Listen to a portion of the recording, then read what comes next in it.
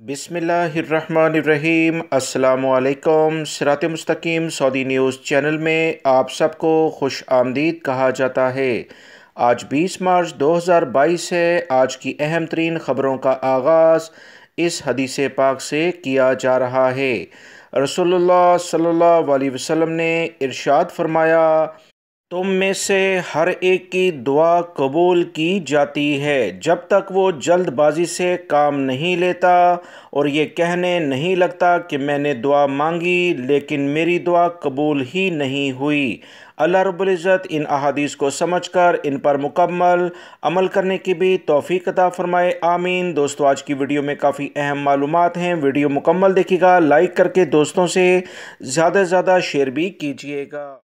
Saudi वज़ारत अफरादी क़ुव्वत की जानिब से दोबारा से ऐलान कर दिया गया कि आज से ड्यूटी डिसिप्लिन सिस्टम नाफिज किया जा रहा है ताकि मुलाजमिन की कारकर्दगी और ड्यूटी की पाबंदी के हवाले से इंसानी मुदाखलत कम से कम हो और मशीनी बुनियाद पर मुलाजमिन की ड्यूटी की पाबंदी का रिकॉर्ड हासिल किया जा सके। सऊदी अरब के तमाम वजारतों, सरकारी इदारों, प्राइवेट सेक्टर्स में भी ड्यूटी की पाबंदी को यकीनी बनाने और मुलाजमीन की कारकर्दगी का मेयार बुलंद करने के लिए ड्यूटी डिसिप्लिन सिस्टम लाया गया है, जिसका नफाज आज से शुरू हो जाएगा। मुलाजमीन की कारकर्दगी में इजाफा किया जाएगा। मुकर्ररा वक्त पर ड्यूटी पर वो आएंगे और अपने मुकर्ररा वक्त पर ही दफातर से जाएंगे। ड्यूटी का तमाम वक्त दफातर में मतलूबा काम की अंजामदही में गुजारा जाएगा।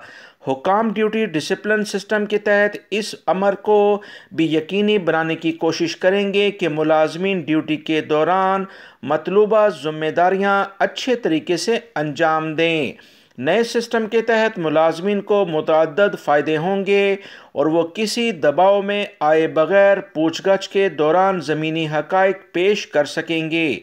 सऊदी अरब में ड्यूटी डिसिप्लिन का जो नया निज़ाम आज से नाफिज हुआ है, इसमें आर्टिकल 11 में ये ताकीद की गई है, ड्यूटी के लिहाज से पूछगछ के दौरान किसी भी मुलाजिम पर ना तो दबाव डाला जा सकता है, ना इसे डराया धमकाया जा सकता है। किसी भी मुलाजिम पर कोई भी ज़ोर ज़बरदस्ती नहीं की जा सकती। पूछगछ का दायरा मुतल्लिका खिलाफ वर्जी के लिहाज से सवालात तक ही महदूद होगा।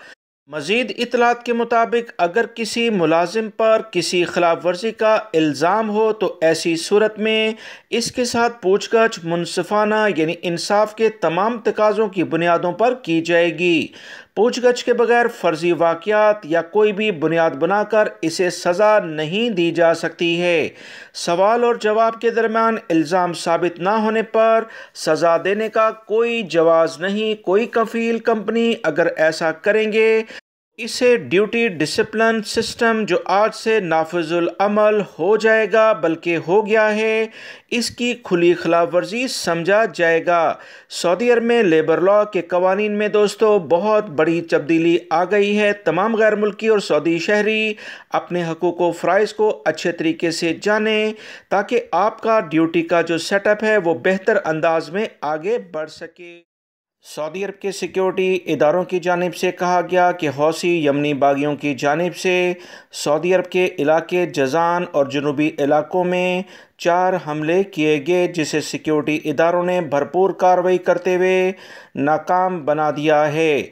जज़ान में वाक़या अरामको का सेटअप और शहरी आबादी को निशाना बनाने की कोशिश की गई थी। 4 मुख्तलिफ हमले किए गए, जिस पर सिक्योरिटी इदारों ने फौरी तौर पर रद्द अमल देते हुए तमाम हमले फ़िज़ा में ही नाकाम बना दिए।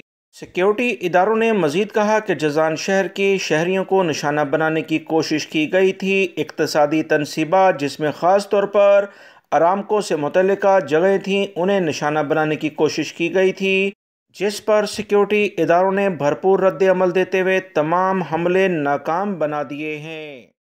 सऊदी अरब के सिक्योरिटी इदारों ने मुश्तरका ऑपरेशन करते हुए पूरे सऊदी अरब में 13,400 से ज़ायद गैर मुल्की अफराद को जो गैर कानूनी लेवल पर सऊदी अरब में काम कर रहे थे, उन्हें गिरफ़्तार किया गया है।